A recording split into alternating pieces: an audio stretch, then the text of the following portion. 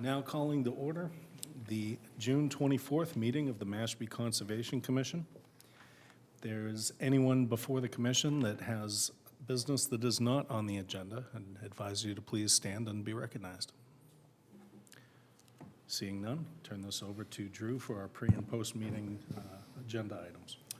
Okay, the first items up on the pre-post meeting agenda are the approval of 3 sets of meeting minutes. First one is from March 25th, 2021, and we have members Brad Sweet, Paul Colombo, and Charlie Dalton here to make up a quorum for those meeting minutes. I would move to approve the minutes of the March 25th meeting. Do I hear a second? I'll second that. Thank you. Voting, Brad, Yes. Paul, Yes. Charlie. yes, Thank you.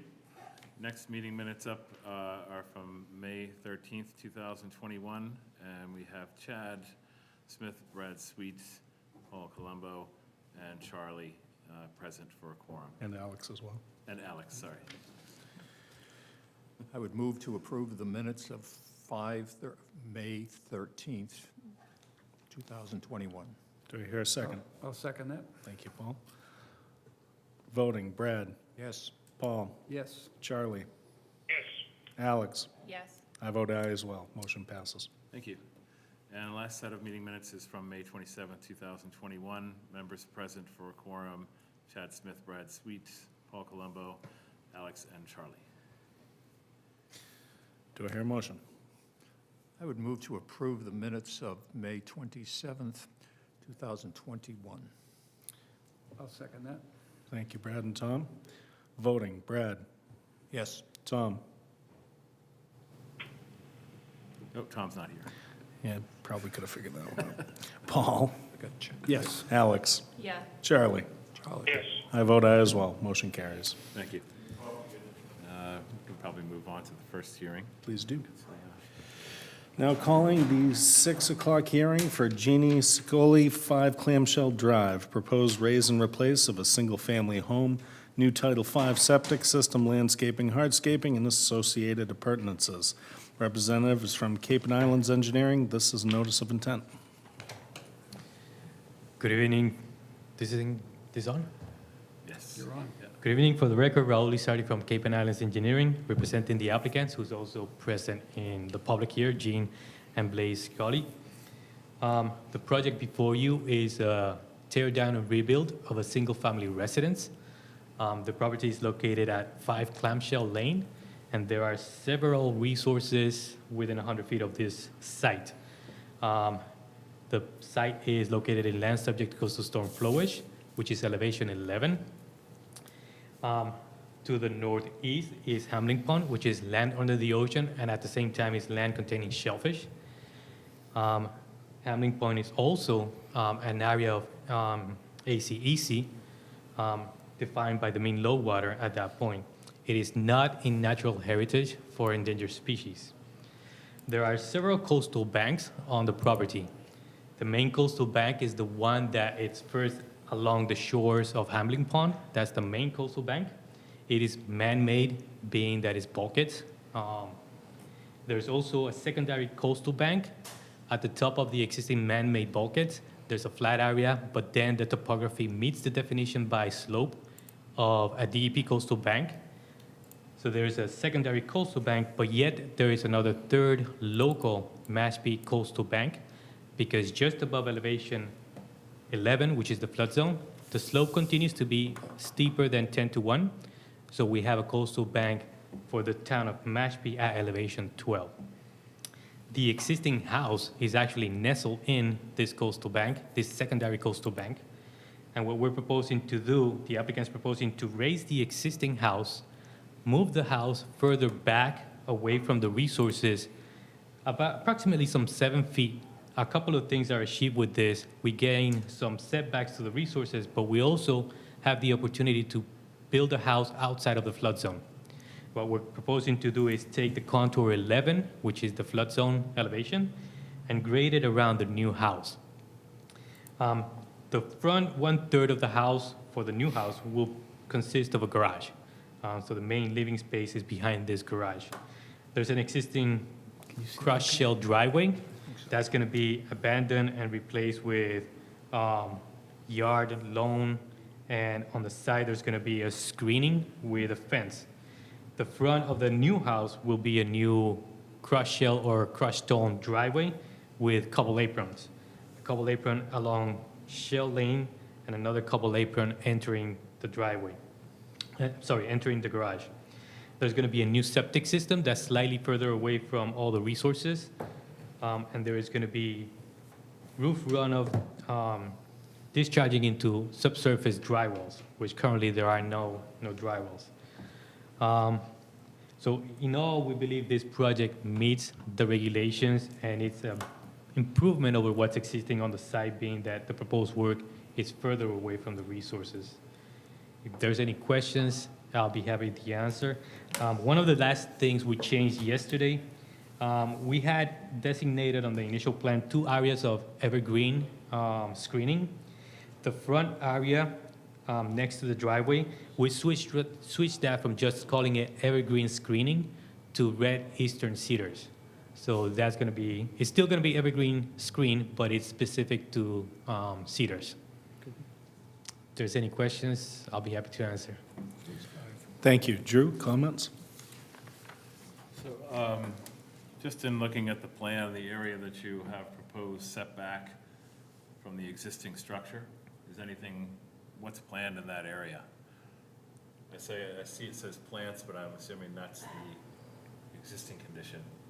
So is anything proposed in that setback? You mean on the Yeah. west? Yeah. Evergreen, something we have there is we're proposing to connect the front driveway to the existing rear walkway. So we're proposing a walkway. So we have about a 4-foot area that we're proposing to use screening. It could be any native indigenous planting. If the board, if the commissioners have any specific species that they'll like to see there, the applicant is willing to accept that. But I think Drew means on the north, not Oh, yeah, on the water side. on the water side. So, yeah, Yeah. sorry, Raul. So where you've got the brown shading indicating the new proposed home, and then you've got the footprint in gray out of the existing home. So that area is going to be loam, That's gonna be loam? loam and seeded. Okay. No trees in that space? No shrubbery or anything of that nature? None proposed. Nothing against the house. Not at the edge of the proposed house. Right out of the edge of the proposed house, we're kind of regrading what would become coastal bank, because we're going down from elevation 13 back to the existing elevation 10 in a rather, probably like some 15 feet. So the coastal bank will change? Right, the existing house is nestled in the coastal bank, so the coastal bank comes in on the east side and comes out of the west side. It will continue to do the same thing. But if you're regrading it, Right, because we're taking out the existing house, and that grading that we're doing to get it out of the flood zone will continue to be the coastal bank coming up to the house again. So it'll still remain slope criterion as coastal? It will meet both the town and the state. Other questions or comments from our commissioners? I wanted to show some photos of the site.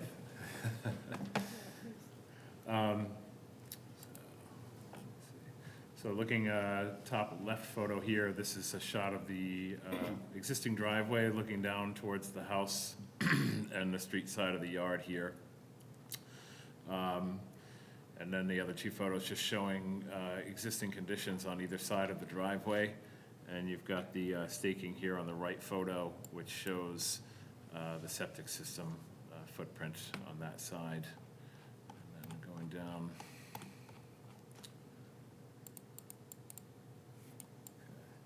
There's some other photos of the site.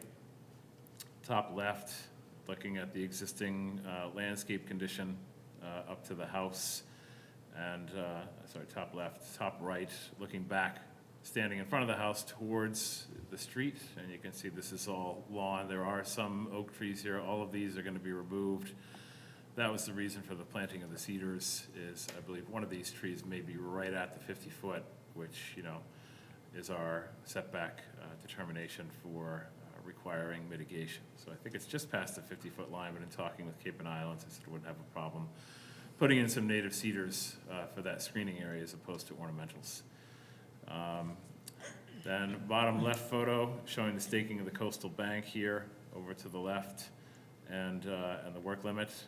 And then looking out bottom right towards the backyard, going down to this planted area here. I think this is Virginia rose growing here, and then below that, in the next series of photos, this is the existing bulkhead and patio. All of this has been previously permitted. Cape and Islands included the permitting information in their application, and when we vetted that out, all of this has been previously permitted. This is a pretty old area of town, so a lot of existing conditions, you know, wouldn't meet the Wetlands Protection Act today, but a lot of this predates the Wetlands Protection Act, so. And then the right side photo, looking back up the other side yard towards the backyard. This is where, Raul, I think you said we were gonna have a walkway coming around this area here. Is that what you were saying? It will be on the opposite The other side. side of the house, sorry. Yeah, so this is the opposite side. So for the resource areas, coastal bank, you've got an armored coastal bank situation, a bulkheaded coastal bank. No part of the application is going to impact this area of the bank, so this will, I'm assuming this is all remaining intact, there's no disturbance to this area. And for land subject to coastal storm flowage, as you see from these photos and the previous photos, the entire lot is pre-disturbed, so you're not looking at any naturally vegetated areas here, with the exception of the oak trees here, all three of which are outside the 50-foot setback to coastal bank, with one of them in question, but we've dealt with that possibility through the cedar planting. And that's, I think that pretty much covers everything, so no other comments. Thank you, Drew. Questions, comments from the commissioners? I have a question. The rinse station, I assume that's gonna be like an outdoor shower? I'm sorry, what was that? Is it like an outdoor shower? Yeah, outdoor wind station. So what is the plan right now for the runoff for that? So we have a couple of dry wells for the roof that we can connect that to. If that's added to a condition, that will be done. Connected to dry well. Yep. When somebody's using the rinse station, it should not be raining that day. Right. And I don't think, well, Board of Health does have comments, they don't have anything on file yet, so there will be a requirement for asbestos inspection and the usual protocols, but I haven't seen any feedback from the health department yet. they said they don't have anything on file. Huh. So, that's why you haven't heard from them. That's why. But I talked to the agent today, and obviously, I know you guys will submit something to them for their review. But it's their standard protocol, you know, and when it comes to inspections. I didn't mention, and I don't know if Glenn had noticed, I don't think they're requiring, there was something a while back when it came to outdoor showers and rinse stations, that if they're fully enclosed, that they have to be plumbed into the septic system? Yes, Or if they're halfway There's- open. I don't think that that's, There's been a lot of back and forth on that. This Yeah. one is an open, it's open, okay, just fencing on the sides. yeah. I think that's because of the, you know, possibility of shampoo, Yeah. soap use. and Could things be. like Also, that. So I it's- thought it was also, because I have a neighbor who went through this exercise, and he's been told you can't bring certain kinds of soap out there. Right. You know, shampoos you can't bring out there, but there are certain kind of soaps that are Right. allowed. And then exactly, you can't put it into just a normal dry well. Right, yeah, that makes sense. Okay, sorry. Another comment I would have is, given the proximity to, I mean, the ACEC, I would say any plantings need to be native, so the evergreen screen on the other side, Okay. if those could also be cedars, I think that would be better. I guess my comment to that, the cedars would get big. The space there is about 4 feet. Is the commission really looking for cedars or another planting species from the approved list? So for screen, I mean, what else would screen that's native that would do it the way they want it? If we Maybe, do cedar, I guess the bottom portion may be trimmed just to provide the access, Right. and then the upper side would probably be I think that allowed would to. work. I think so too. Okay, Yeah, yeah, because other than that, when you're looking at screening, it's almost always green giant arborvitae, right. which, Right. you know, you typically see, but, or privet. Yeah, we can agree to that condition. Okay. Other questions and comments from the commissioners? Notice you have fencing down both sides. Is there, those were raised? I think I saw a picture go by that they were raised, which would allow for wildlife. Right, the picture on one of the slides was the fence that's to the east, and it was raised from the ground about some 10 inches to 12 Right. inches. That one is staying. We are proposing a new one to the west. We could do the same if that's what the commission wants to condition, raise it off the ground some 6, Yeah, 10 this one is- inches. This one is moved on the right picture, very Yeah, high. the right side. You got a bear through that thing. Yeah. Yes, we can make that a condition too. So 6 inches clearance underneath. When you do that, does the 6-foot limitation become 5'6", or would you end up with a custom fence? Yeah. The height of the fence is measured at the I don't top think of you the have a fence, height regardless of restriction what on the happens fence. on the bottom. Yeah, yeah. Other questions and comments? Is there anyone in the audience who would like to make comment on this particular project? I think just If you can give your name for the record, please. Blaze, yeah. Thank you. You know, I think, Jeannie's agreeable to, working with the commission on any suggestions you might have about native plantings, and we'll work through Cape and Islands with you guys, because we would like it to look that way. Sure. So the introduction of things like arborvitaes, and they're not really of interest to Jeannie to have there. So those recommendations were great. We like the look of the cedars. If there are some other things you think, help the area out, we'd be happy to. Okay. And, sorry, I forgot to add one other comment, is that the lawn, our lawn standards kick in when lawn is disturbed and replaced, so this will be a 90% rye fescue lawn, and we'll need documentation thereof when the lawn is installed. Can't issue a certificate of compliance until we have that documented type of grass mix from the nursery, so please make sure that that's supplied to us when it gets done, or at least before you apply for a certificate of compliance if the commission approves the project. I just had a question about that. There was a project approved in Little Neck that I think they found a sod farm that produces a sod that is that mix. Can we still use that? Yeah, as long as it's got the mix, it doesn't matter if it's seed or sod, as long as it contains that 90% rye That's fescue. rye fescue. Yeah. Yep. They are around. There are no other questions or comments. We'll entertain a motion. There were some proposed conditions on this. I didn't hear any conditions, did I? We had the fence, Fence. clearance under the fence, outdoor shower tied into dry well, and as much native plantings as possible around for what's proposed. Okay. Native variety. But I would move that we close an issue in regards to this project at Clive Clamshell Drive with the following conditions: that the fence be elevated so that wildlife can pass, that the outside shower is drained according to the Board of Health conditions, and, sorry, but I just can't read my scribbles now. What's the last one? Native plantings. Native plantings, whatever called. Do I hear a second? I'll second that. All in favor? Aye. Aye. Opposed? Charlie? Yes. Thank you. Motion passes. Thank you. Thank you.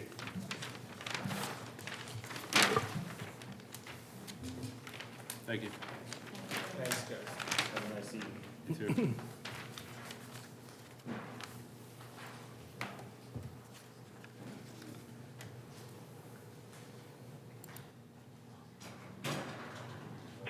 A couple minutes, sir. Yes, all right. Just- where I want it.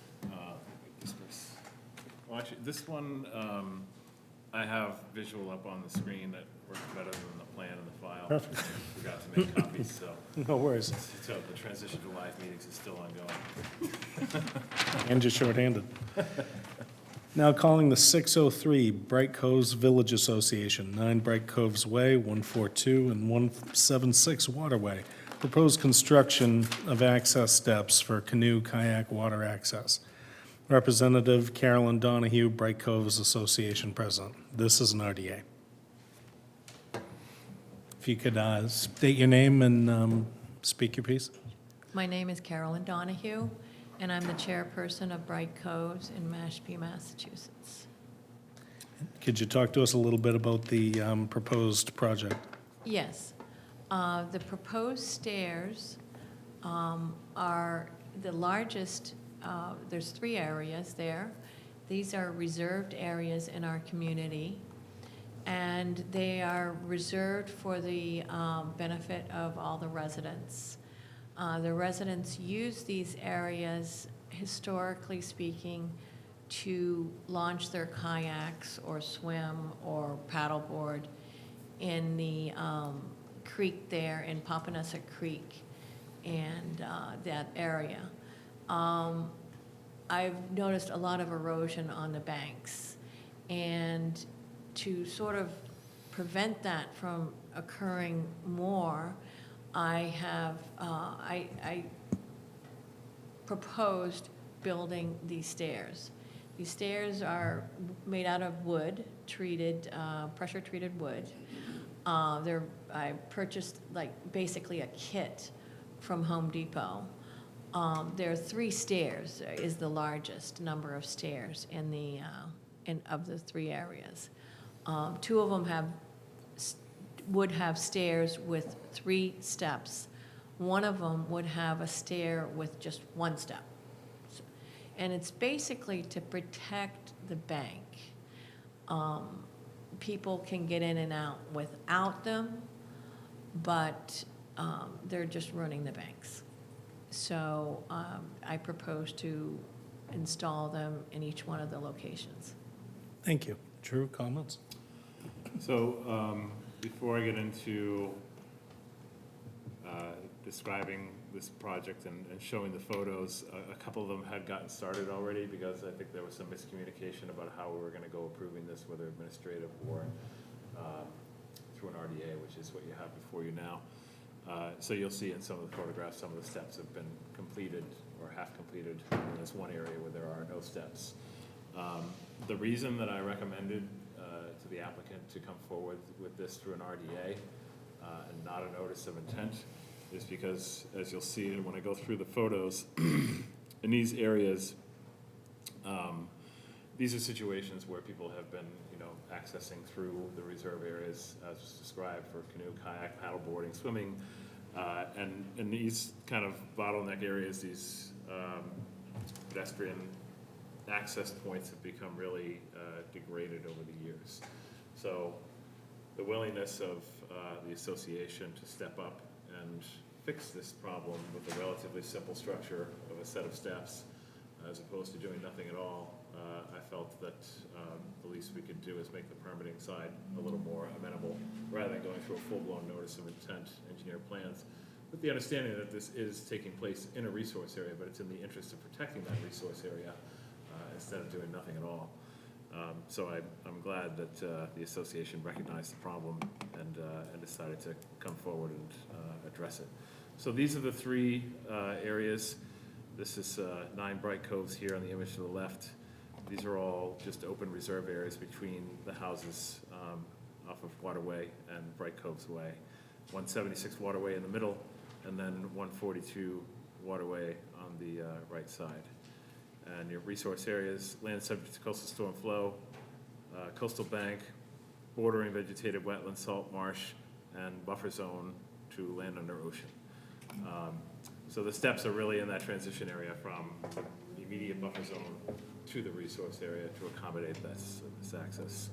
So this is the photos of the 9 Bright Coves reserve area. And you can see here Sorry if the yellow kind of distracts it, but this has all just been gouged out right along here where it's highlighted in yellow. And I mentioned too to Carolyn when we were out there looking at these areas, I think this one and the other one on the corner of Waterway are some of the worst ones. The other one's not too bad. But, you know, once the stairways are put in, if the commission approves it, we can look at doing some other measures to prevent the areas from getting worse. And that's something, you know, I explained that I'd be willing to help out with to see what can be done. Because there's a lot of undercutting in some of these areas that if they're not dealt with, they'll just end up getting worse over time, so. And this is the second reserve area. This is 142 Waterway, and here you can see this is one of the steps that were put in, but this is going to be added to, I think, with a third step above the Right. top step that you see here. So again, you can see this is the access point, bottom left photo, people coming down this way to access this area of the cove. And you can kind of see from the photograph, there's just been degradation from foot traffic coming over this. And it's a pretty dangerous situation because here you've got rocks underneath the steps. So just traversing down over this without some sort of proper access is also a very hazardous situation in addition to degrading the area and the resource area. Last image, 176 reserve area.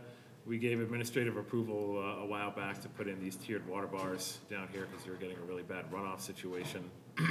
This was a couple of years ago, and I'd worked with the Peninsula Council on getting that done. So that's taking care of the runoff situation. Bottom left photo, bottom of the stairs, and then people traverse this way over the grass to get to the water over here. And this is the set of steps right here. So again, there's been some, you know, erosion off to the sides, and here maybe some additional grass planting just to fix this exposed soil. But overall, I think that this is a good set of projects in the interest of safety and not making things worse than they already are or that they were getting in the absence of these stairs. So that's pretty much the proposal in a nutshell. And no other comments. Thank you, Joe. Questions, comments from the commissioners? Drew, do you feel as though any of the erosion that occurs, for instance, in the right picture, What's that? I'm asking about the erosion in the right picture, Yeah. which happens in almost all of these three. I'm just wondering, is that natural? Is there enough tidal flow in and out of Papaneset Creek? Because some of these are towards the spit, and they do get some wave action. Is there enough wave action, in your opinion, that is contributing to the erosion? I think it's a combination. I mean, you can tell in these relatively small footprints where the foot traffic has really done the majority of damage. And then off to the sides, because of that existing condition, it just expands out from there and the undercutting kind of branches out on both sides. So that's why I talked about, you know, doing some additional work just to kind of stave off that type of situation. So when you've got the tides coming in or you've got ice forming and then breaking up, ice rafting, you know, so it's a combination of things. But this will at least address the main access points at all three areas.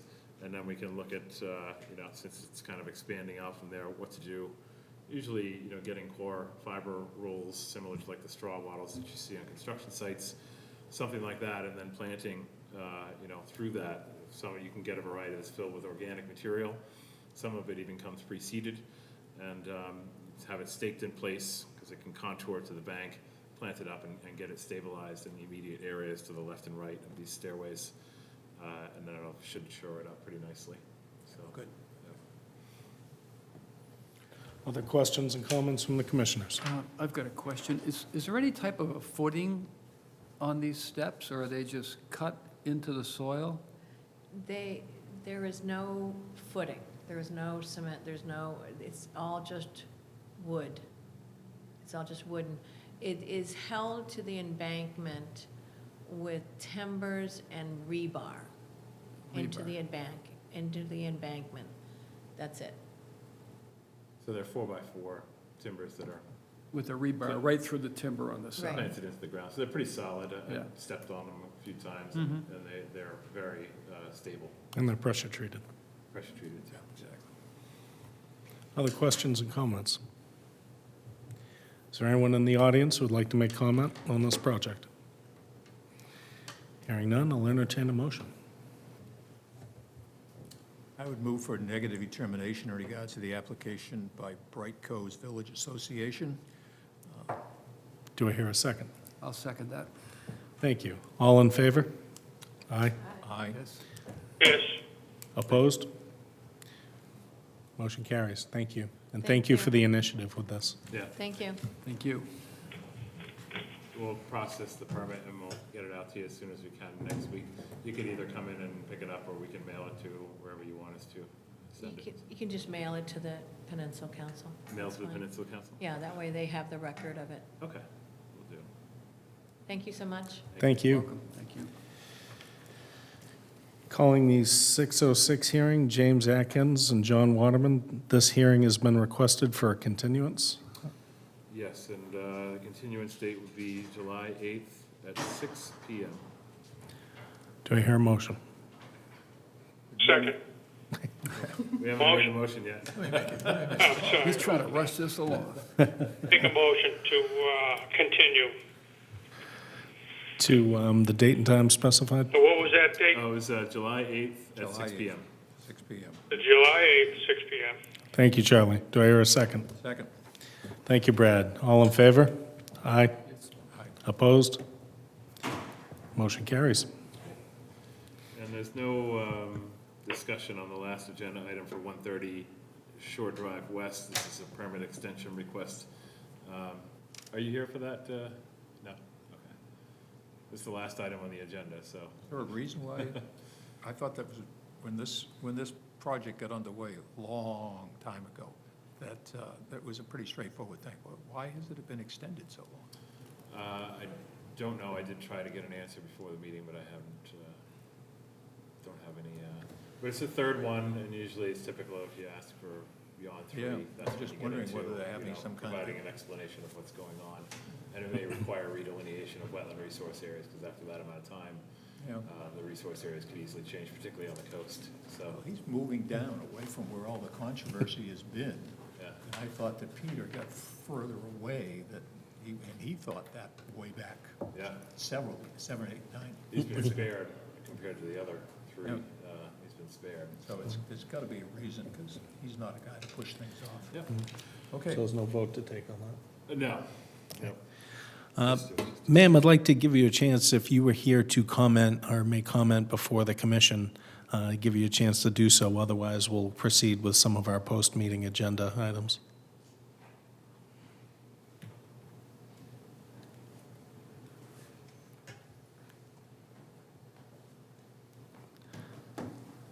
And if you could state your name for the record. Lynn Barbie, Surf Drive, Mashpee. I didn't actually come to comment, but I came mainly because I live in Seabrook Village, and we are heavily impacted by this, the pond that's not a pond, it's not a cranberry bog, where the dam is broken on Red Brook Road. And I did speak to some people the other day who are in the Falmouth side, and I just want to say that they are as confused as a lot of us are about what's happening, who's responsible.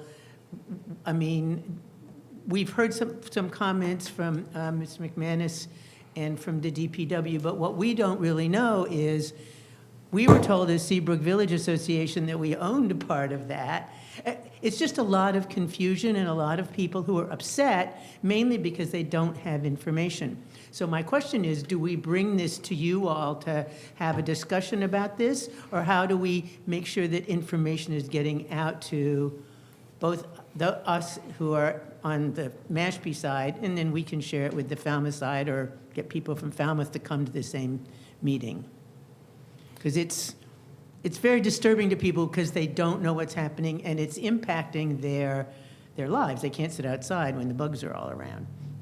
So that's what I came to say. Do we bring it, my question was, do we bring it before you all to have a conversation about what the options are and who has to make those decisions and all of those sort of things?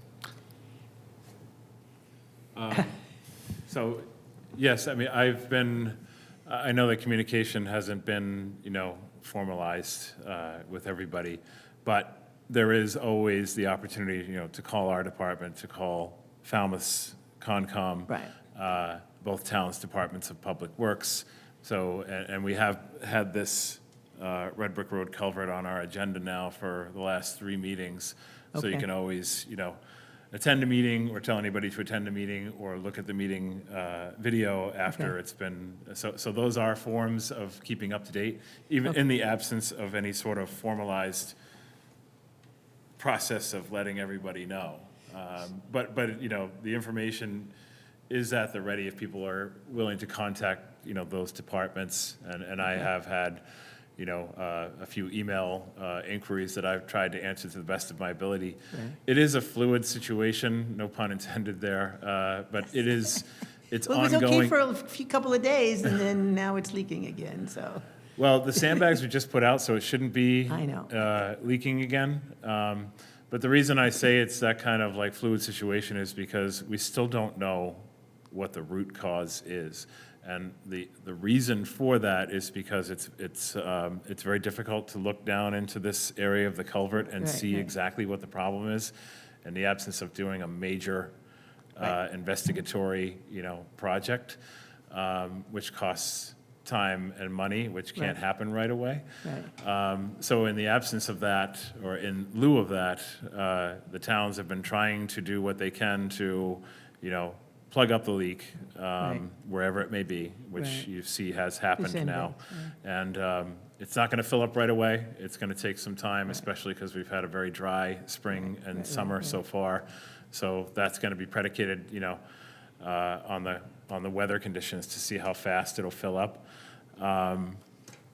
I've done my best to try and, address some of the concerns, and I know, they've ranged from foul odor to inevitable mosquito issues, and then, impacts to wildlife. And the best thing that I've, the most proper response that I can come up with those three main issues is, starting with mosquitoes, is that Cape Cod Mosquito Control is a resource that people can tap into if mosquitoes do indeed become an issue.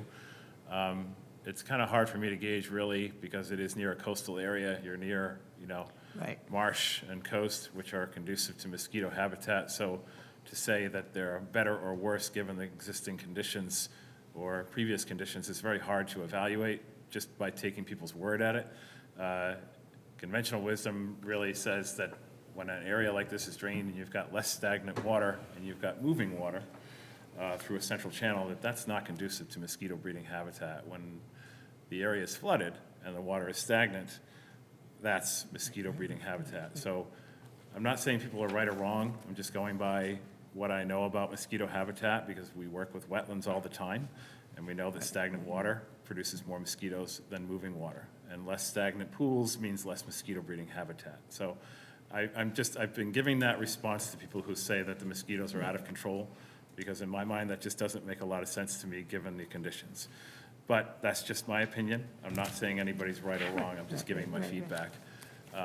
The wildlife impacts, yes, there were immediate impacts. There were fish kills, which resulted in foul odors. The last 5 or 6 times I've been out to the site, I haven't smelled anything. There's been no odor. So I think that situation has come and gone because of the fish kills. And I know many of my coworkers and other town employees have been out there dozens of times that have never smelled any foul odor recently. So in the initial drainage, there was, but we just don't smell anything out there when we've been out there. And again, I'm not saying anybody's right or wrong, just from our own experience. And yes, there were impacts to wildlife, but wildlife are adaptable. They do adapt to those types of conditions.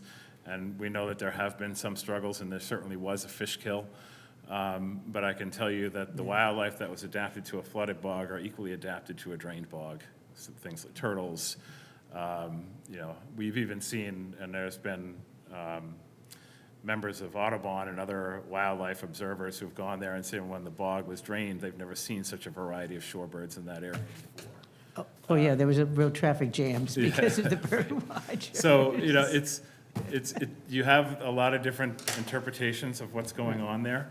And I'm not saying that anybody is right or wrong. I'm just going by my experience, in similar settings.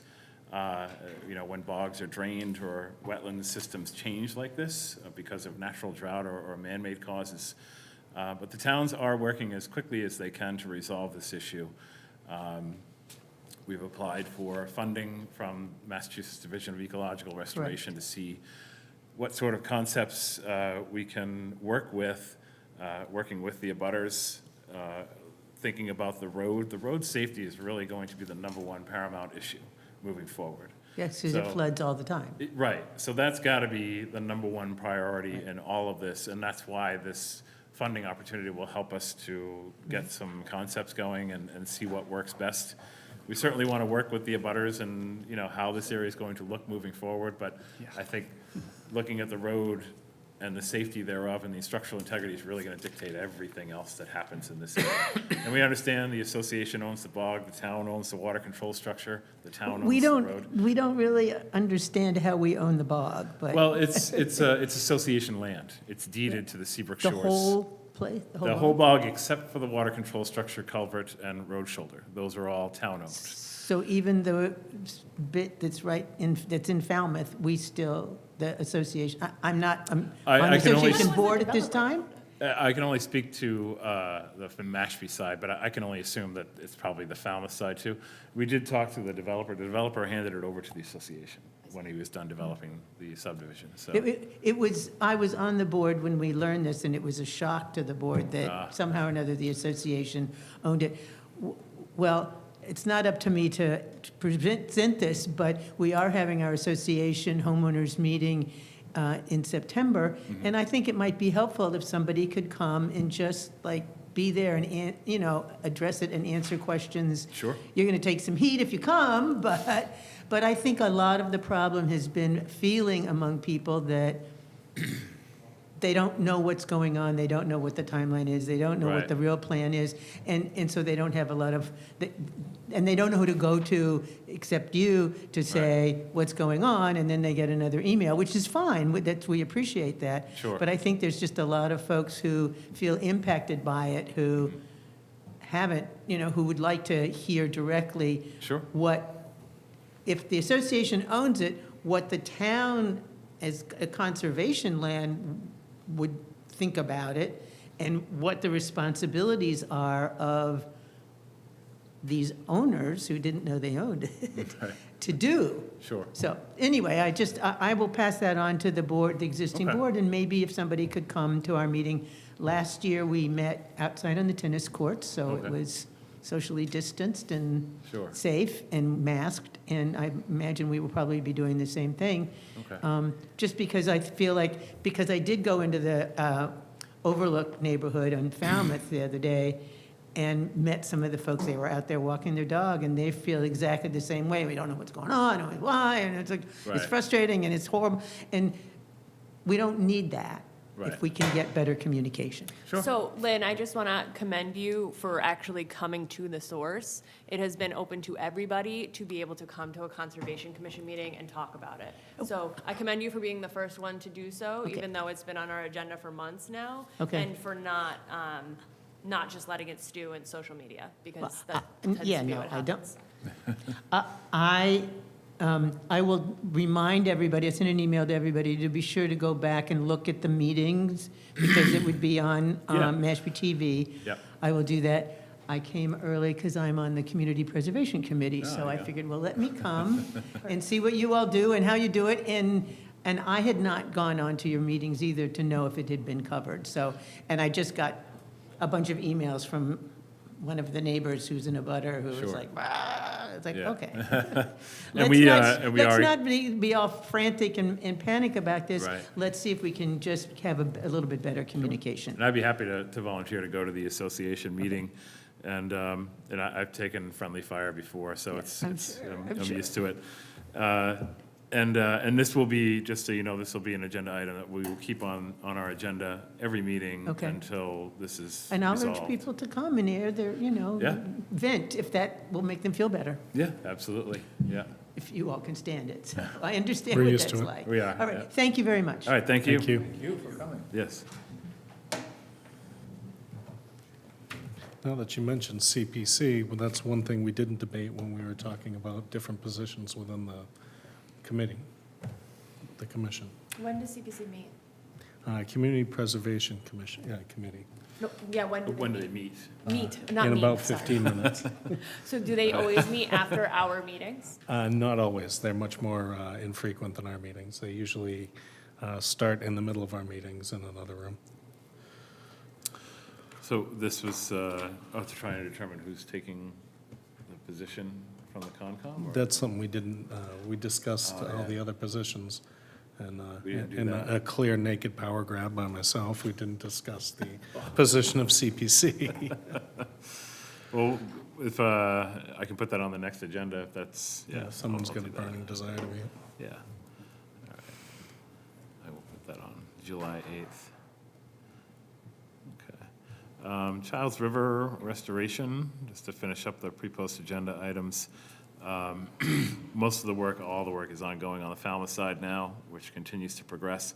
I was sent an email today with some really cool drone images that show both the Garner Farley work and the near completed Garner Bog work, and then Farley Bog, which looks to be almost also nearly complete. So they've created these shallow ponds in each one of the bog complexes, along with rerouting the Childs River to make it more of a sinuous, winding river that it once was, along with wetland restoration. So they both look, when you look at the drone image, they're so radically different from the bog surface that existed there previously, and it's pretty amazing to see the transformation.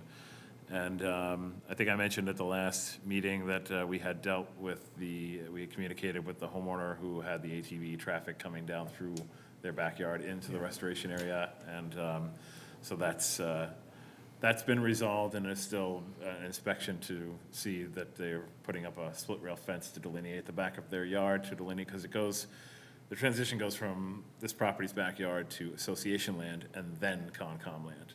So I asked her, the homeowner, to provide me with a contact for the association, just so I can have the association spread the word about this restoration in case there are other homes with ATVs that might be riding in this area, and to spread the word to stay out of this area. She was very, very cooperative, and she understood, and is willing to do whatever needs to be done to alleviate that situation. And I think the culvert work is still going, if anyone's tried to go down Carrot So I was Shop. going to ask, Yeah. it'd be interesting in walking it to compare against how it was to walk in that Yeah, yeah, before them. yeah. I'll forward you the latest meeting minutes, and you can see what the latest status is there. I should have done that previous meeting, but I'll make sure that gets out to everybody so you're all informed about that. Still ongoing work at Upper Quashnet Restoration, nothing new to report there. Nothing new on the bylaw review subcommittee, though we did discover that, unfortunately, the email that I sent out or requested for legal services to review this mitigation regulation 12, particularly in the proposal to have an in lieu fee for the town's shellfish propagation as mitigation for docks and piers, to make sure that town council can tell us whether that's a bylaw change or that's a regulatory change. So we figured out why we didn't get a response, because he never received it. So now, by next meeting, we should certainly have his response by then and be good to go. Nothing new on the sewer substation review subcommittee. And the last item we added on, John's Pond invasive milfoil. So I'm in the process of filling out a notice of intent. Now I know what the other side goes through. Wow, it's a lot. It's a lot, especially when you're dealing with rare species habitat. Man, it's a lot to go through. So I have submitted the notice of intent, and I'm in the process of going through the Mass Endangered Species Act review as well. And the company, Wetlands and Waterways, that I've tapped into just to kind of get their take on milfoil and what's best to treat it. The gentleman who owns the company was nice enough to send me an entire project scope description to accompany the notice of intent. Nice. So I included that, sent it all off to DEP, and now I'll wait to hear from them about all the mistakes I've made and what else I need to submit. So that's, and the town has agreed to pay for, you know, all expenses involved in this, because it is something that needs to be dealt with sooner than later.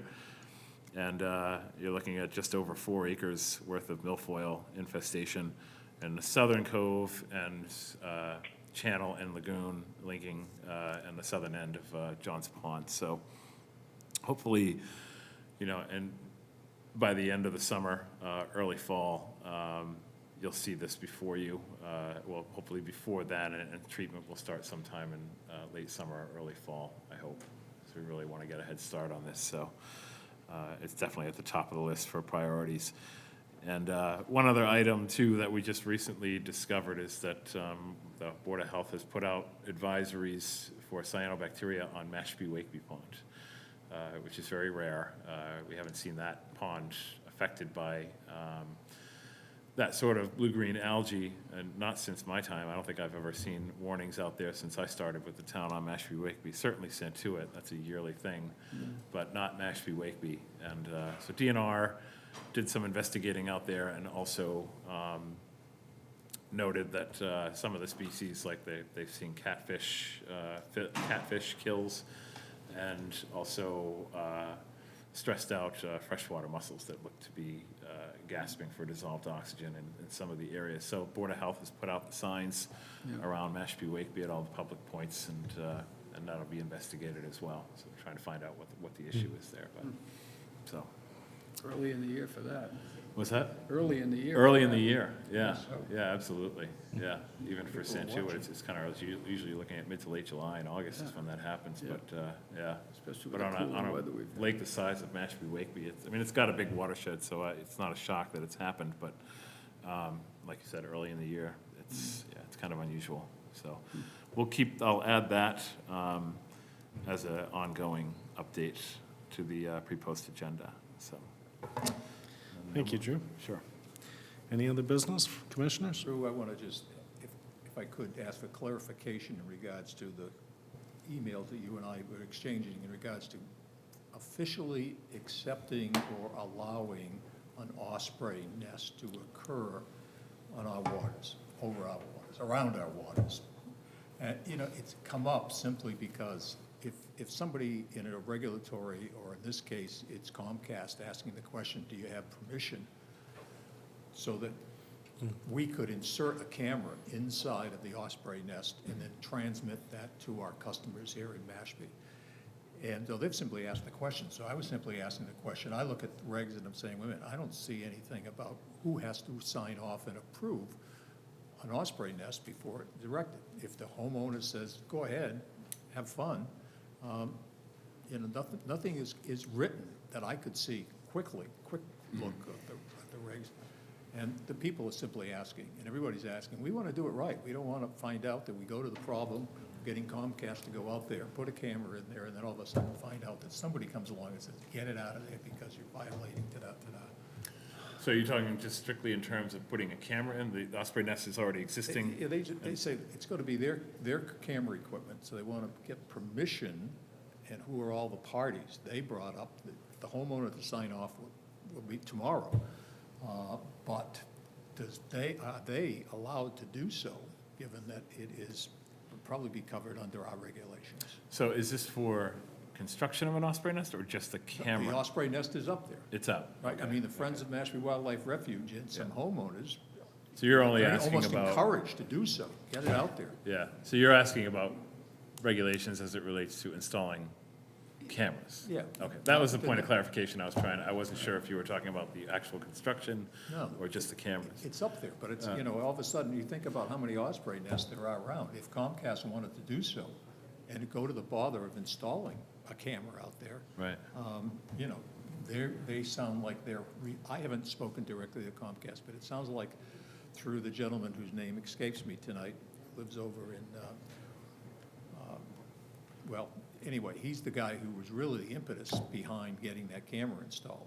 And it's not that he's wanting to make sure that the osprey nest was properly permitted to begin with.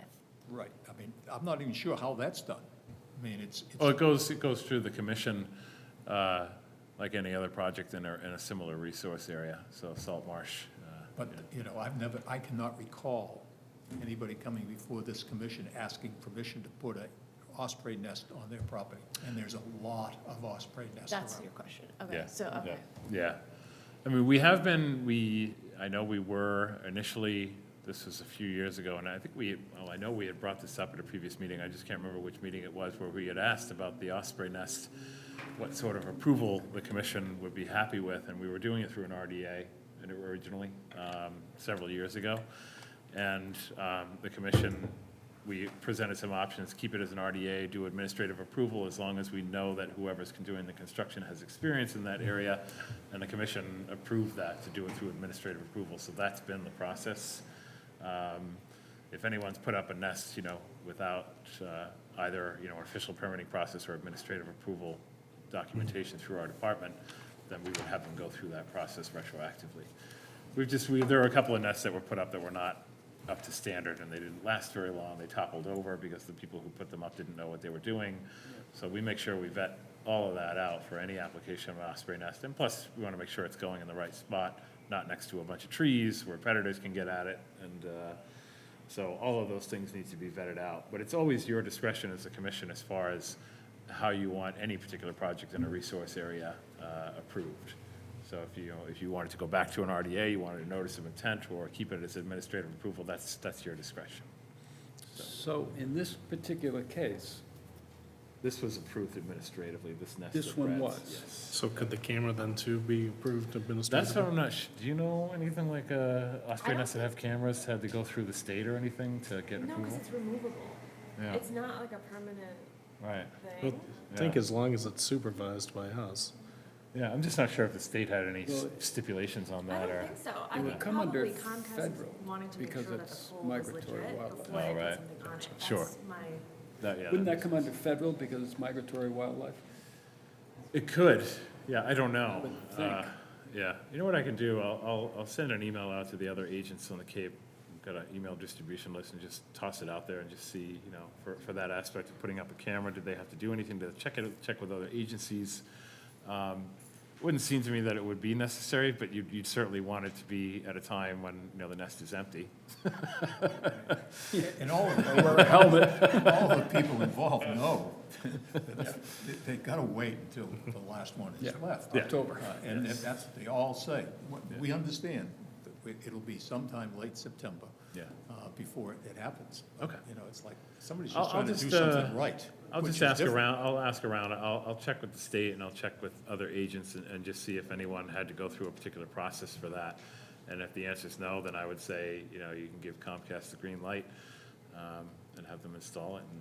But as far as like the fees, that's something, again, we'd have to, if it was something that the commission was gonna, pay for the fees to keep the camera footage going, we could just get that information and we can bring it as an agenda Don't bring item. it up, because it sounds like right now Comcast is going to install one of these special little cameras, and they just want to do it so they can pump it out there Yeah, over the wire. Yeah, sure. And people can enjoy it. I mean, Yeah. I don't know, it's fun, but Yeah. how long are you going to sit there and watch little chicks? I only have an eagle can. Probably better than most things that are on TV.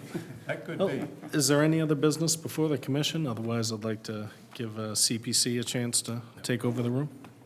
Sounds like a plan. I'd move to stop talking. Do we hear a second to that motion to stop And talking? that, Beautiful. All those in favor? Aye. Aye. Charlie? Yes. all right. Have a good Motion night. carries. Thank you. Good night. Good night. Alex, I've been hanging on to Yeah, I gotta sign it.